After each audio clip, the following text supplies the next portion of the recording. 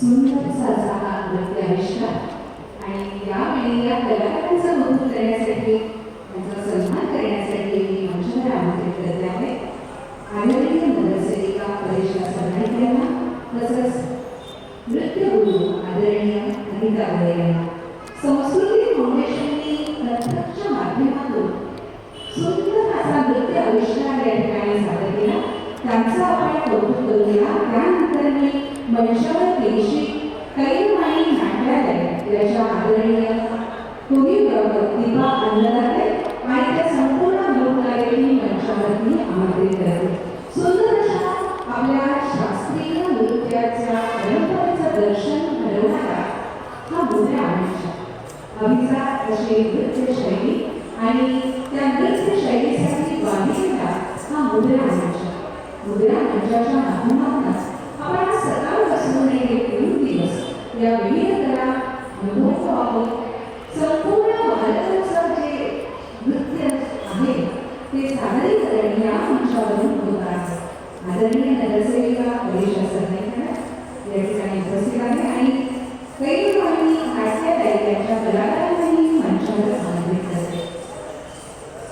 खऱ्या अर्थाने कला संगमाची विठ्ठलवाणी या ठिकाणी रंगलेली आहे। कलाकारांची नगरी होऊन ठाणे नगरी सजलेली आहे।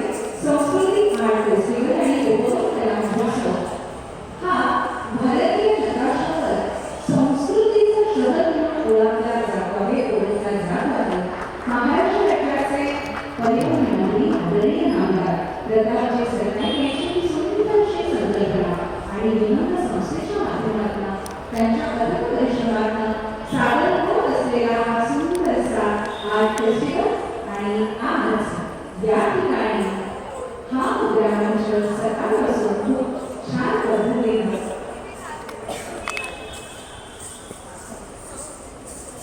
आदरणीय राजेश्वरी आपण संस्कृती फाउंडेशनच्या वतीने आढावा आपण मंचावर घेतलाय। आपला सन्मान करताना खरोखरच आम्हाला आनंद होत आहे। आदरणीय राजेशजी मंचावर घ्यायचं आपण बघतोय की या ठिकाणी सकाळ असो दुपार असो विविध संध्याकाळ सगळेजण कलेच्या जगात लांबून निघाले आहे।